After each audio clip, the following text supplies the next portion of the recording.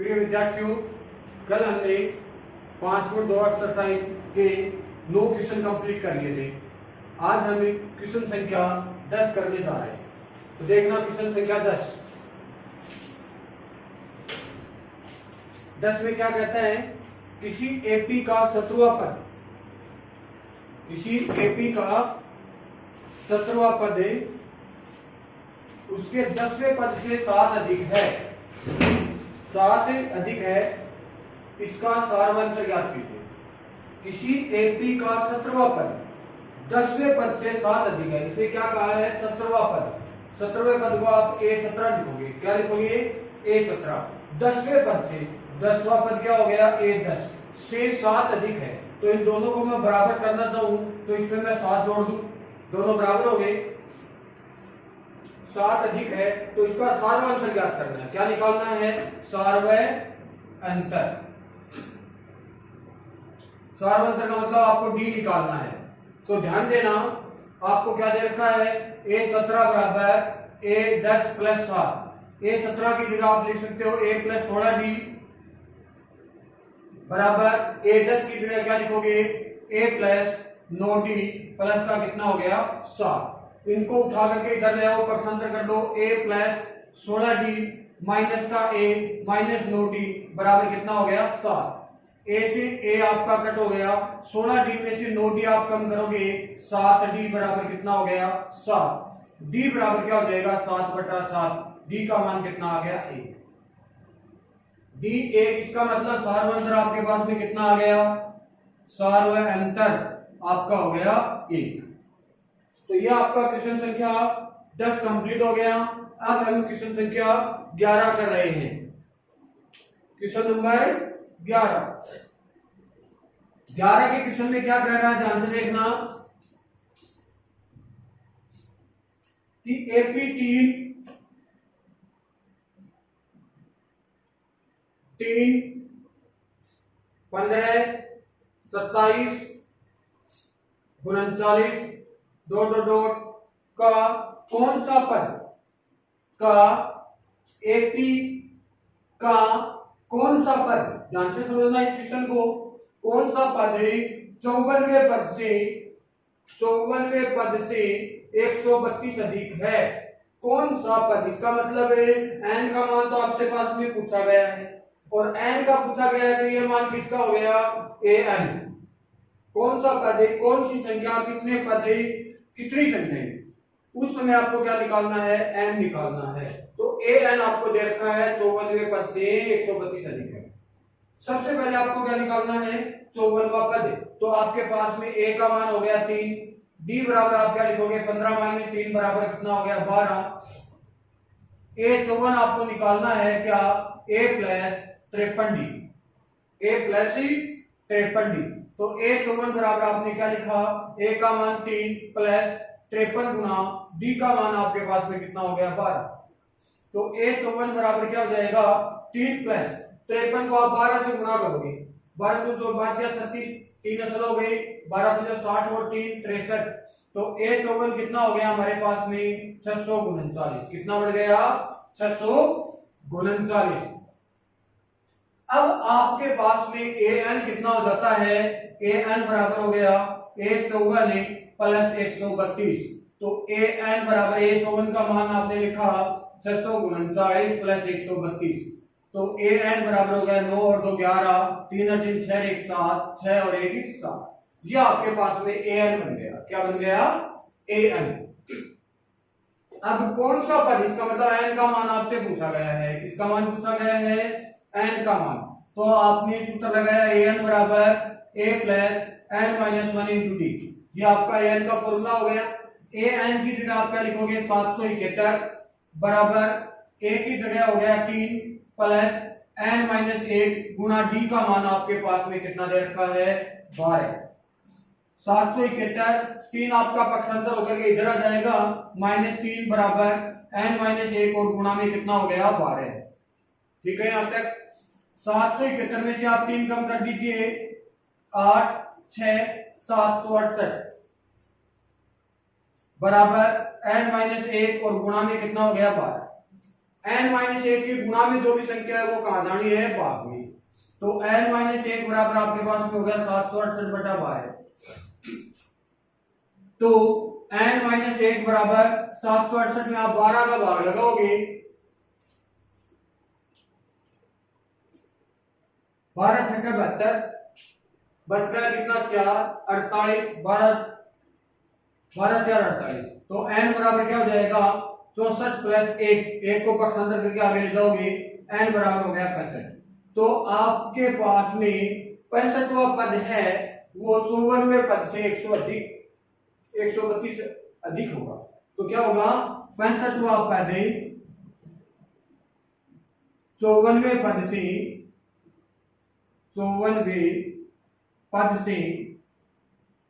132 अधिक होगा, अधिक है। यही आपसे पूछा गया है कि 54वें पद से 132 से अधिक है वो कौन सा पद होगा। इसका मतलब 65वां पद होगा। कौन सा पद होगा, 65वां पद। क्वेश्चन नंबर 12, क्वेश्चन संख्या 12 देखना।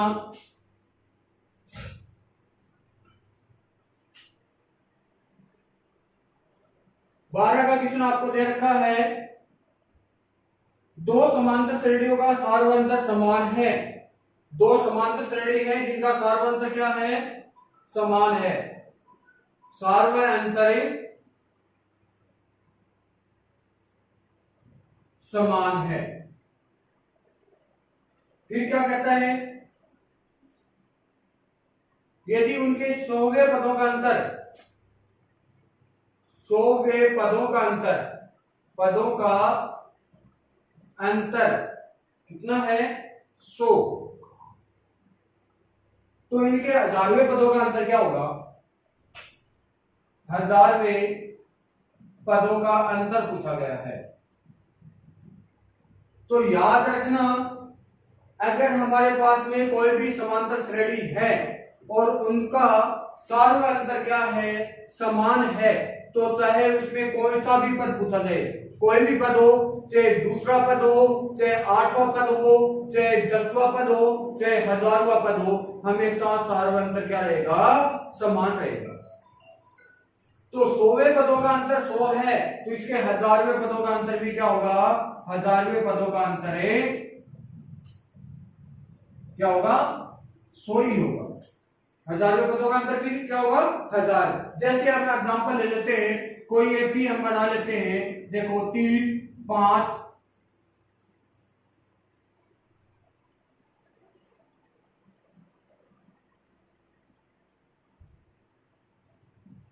100वें पदों का अंतर कितना है 100।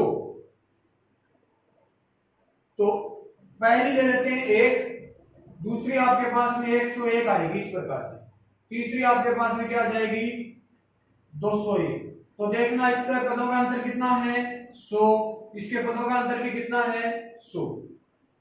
इसी प्रकार अगर हमें दूसरी एपी ले लेते हैं, कोई स्टार्ट कर देते हैं 2 से, तो यहां जान देना, यहां आपके पास में 102 बन जाएगा, यहां आपके पास में 202 बन जाएगा। तो देखना इसका जो अंतर है, इसका जो अंतर है वो हमारे पास में कितना है 100, इसका भी क्या है 100, इसका भी क्या है 100, इसका भी क्या 100। तो अंतर समान है, तो इसमें से कितने भी पद हो, पदों का अंतर हमेशा क्या रहेगा, समान ही रहेगा। तो 1000वें पदों का अंतर भी क्या होगा 100 ही होगा। कब, जब दोनों समांतर श्रेणियों का सार्वंतर क्या रहेगा, समान रहेगा।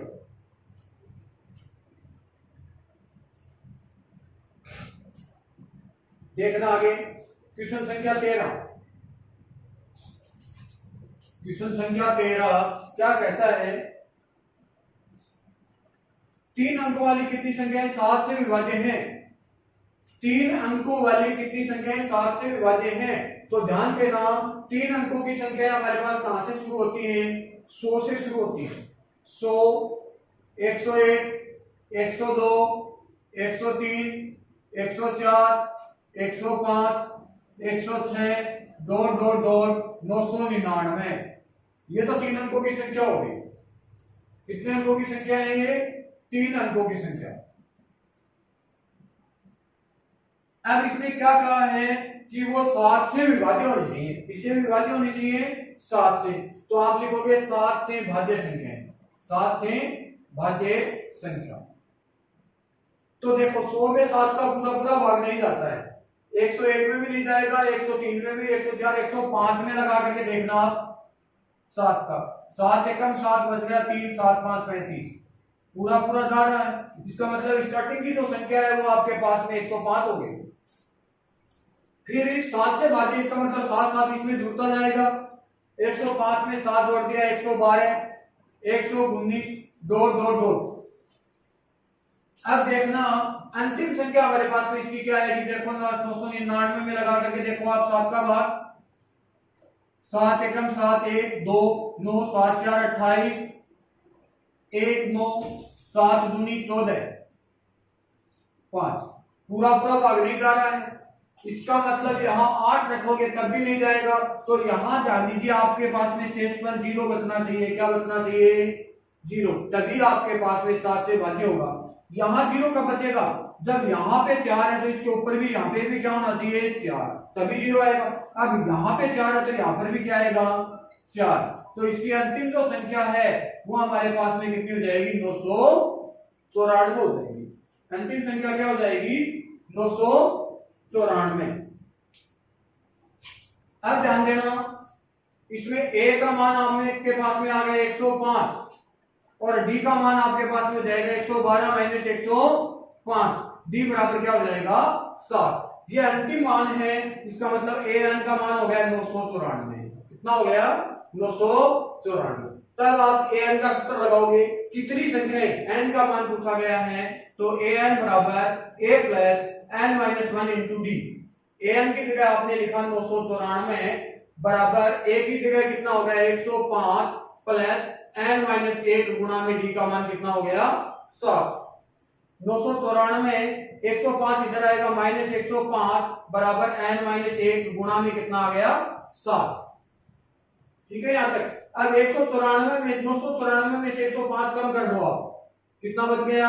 9 8 और 8।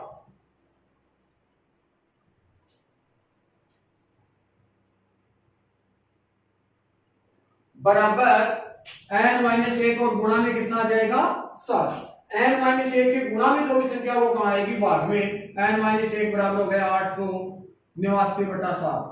n माइनस 1 बराबर 7 का भाग दोगे 7 एकम 7 बच गया 1 18, 7 दूनी 14, कितना बच गया? 4, 7 7 49। n बराबर क्या हो जाएगा? 127 प्लस 1, n बराबर हो गया 128। तो हमारे पास में 3 अंकों की संख्याएं जो 7 से विभाज्य हैं वो कितनी होंगी? 128 संख्याएं होंगी। कितनी संख्याएं होंगी? 128। चलो भाई नेक्स्ट क्वेश्चन करते हैं। क्वेश्चन संख्या 10।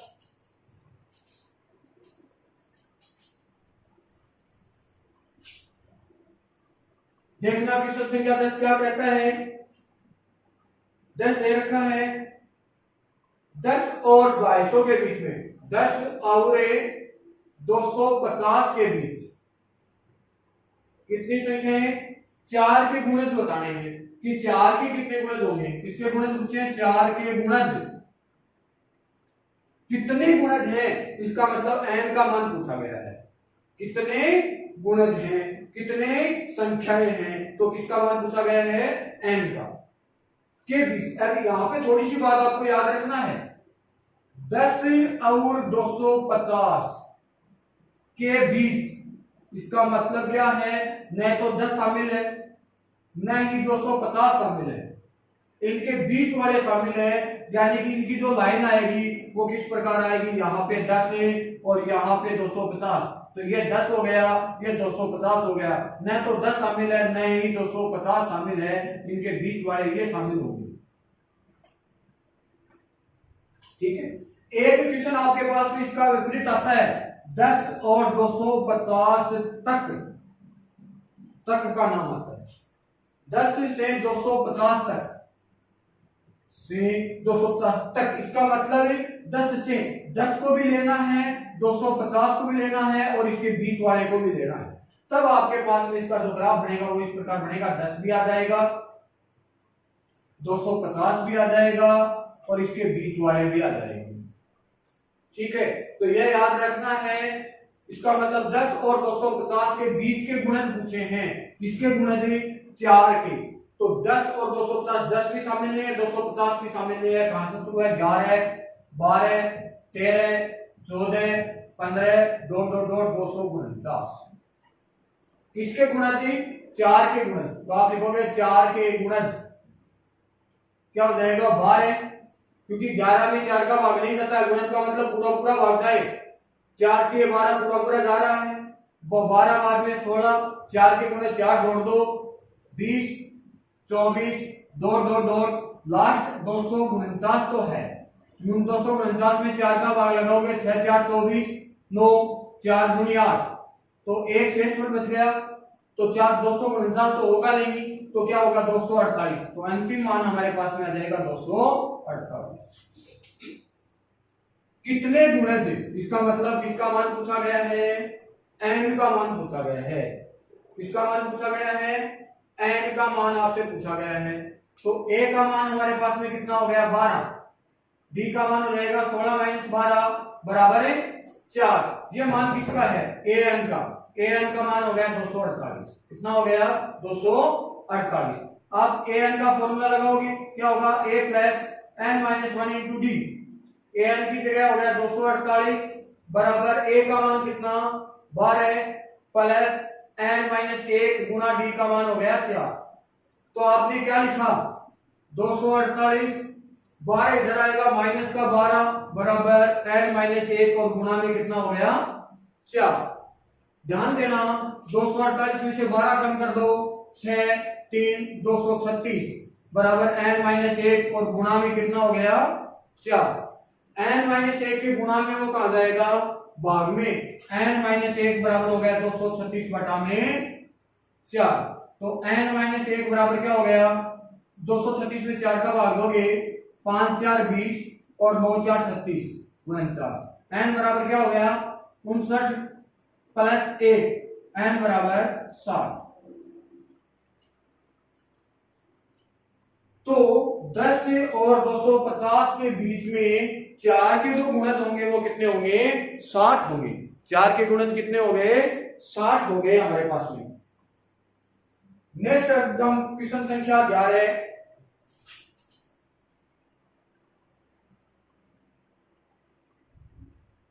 सॉरी, ये 14 का क्वेश्चन था। कितने का क्वेश्चन था ये? 14। तो क्वेश्चन संख्या 15। ध्यान से देखना, क्वेश्चन संख्या 15 को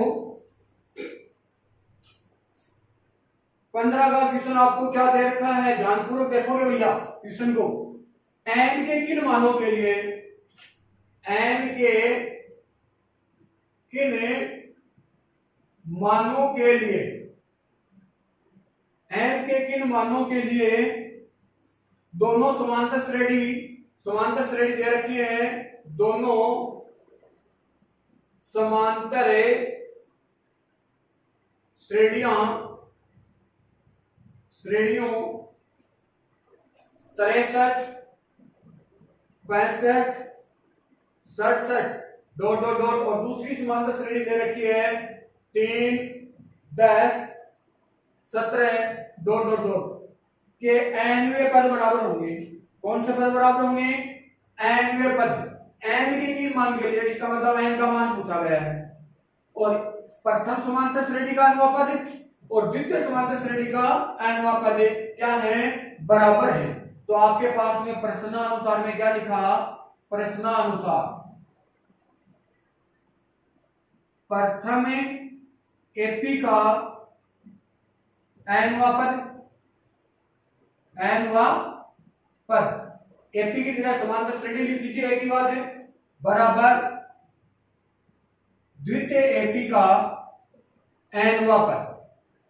द्वितीय एपी का nवां पद।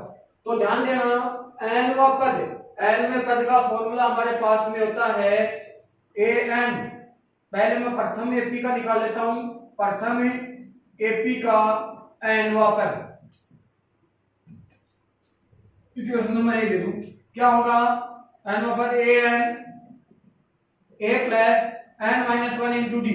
ध्यान देना पहली एपी है, प्रथम एपी के लिए देखो 63 65 67 दो दो दो, इसका मतलब है a का मान कितना हो गया? 63।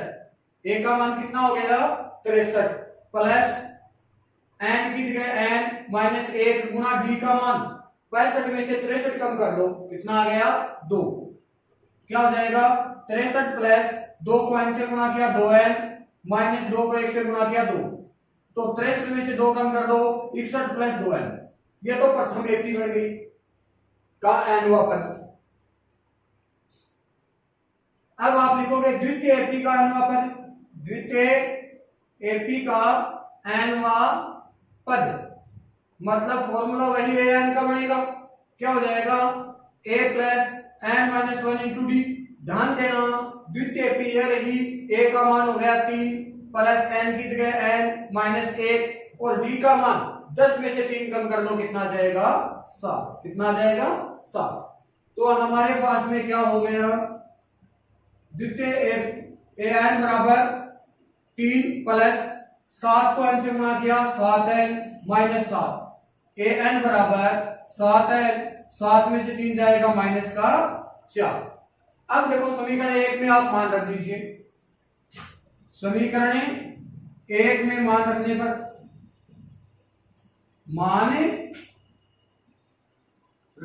पर तो आप समीकरण 1 में मान रखोगे, प्रथम एपी का nवां पद तो यह रहा 61 प्लस 2n और द्वितीय एपी का nवां पद यह रहा 7n माइनस का 4। यहां तक ठीक हो गई बात।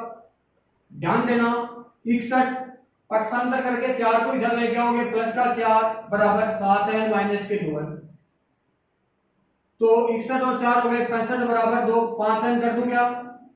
और n की 2 भी गुणा में भाग में 65 बटा 5, n बराबर क्या हो गया? 13। यानी कि 13वां पद है वो दोनों का क्या रहेगा? समान रहेगा। 13वां पद क्या हो जाएगा? दोनों का समान हो जाएगा। तो आपके पास में क्वेश्चन संख्या 15 कंप्लीट हो गई। क्वेश्चन संख्या 16 देखना।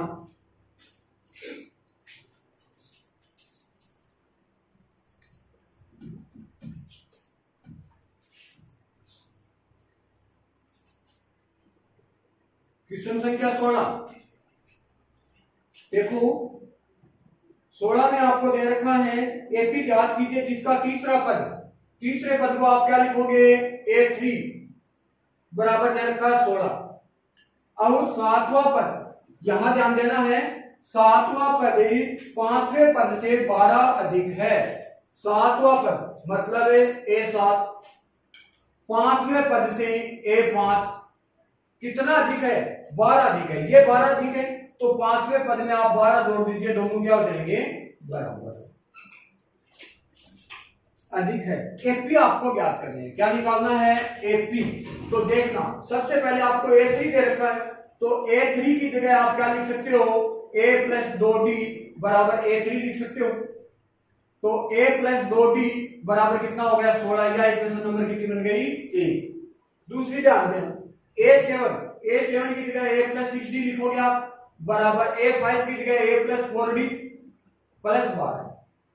तो देखना इधर a प्लस 6d तो ये कर दिया, इसको आप पक्षांतर करोगे, इधर लेके आओगे a माइनस का 4d भी किसका हो गया? माइनस का, बराबर कितना? 12।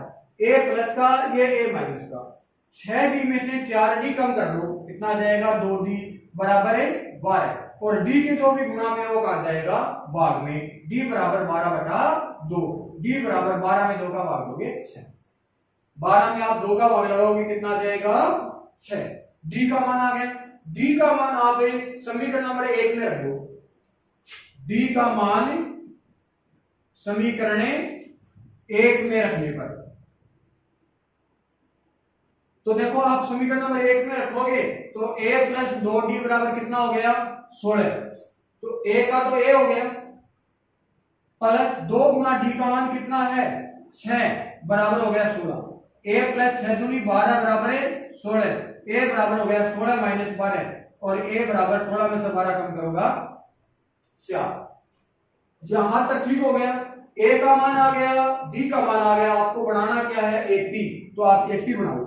एपी सबसे पहले हम प्रथम पद ए लिखते हैं, फिर सार्वंतर इसमें जोड़ते रहते हैं, 4 में 6 जोड़ दिया 10, फिर सार्वंतर जोड़ा 10 में 6 जोड़ा 16, 16 में 6 जोड़ दिए 22, डॉट डॉट डॉट, ये आपके पास में क्या बन गया एपी बन गया। क्या बन गया एपी। तो क्वेश्चन संख्या 16 आपका कंप्लीट हो गया। अब हमें क्वेश्चन संख्या 17 कर रहे हैं, तो देखना क्वेश्चन नंबर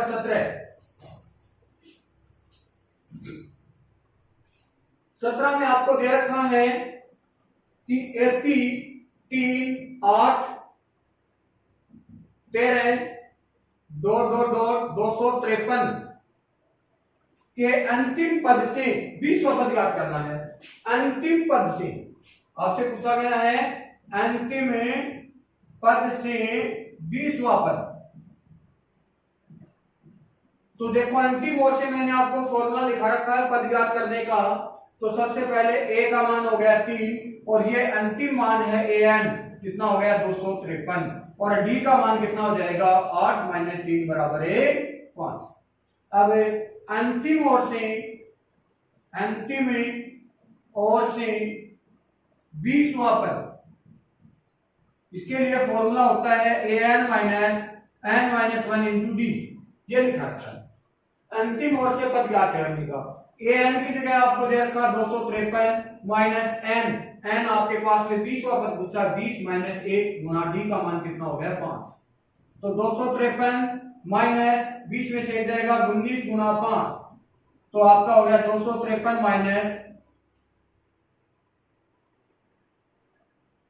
19 5 95। यहां तक ठीक है। अब आप क्या करोगे 253 में से 95 कम कर दो। कई स्टूडेंट इस घटाने में प्रॉब्लम करते हैं, देखो कई इस प्रकार से भी लिख देते हैं, ऐसे नहीं घटेगा भैया।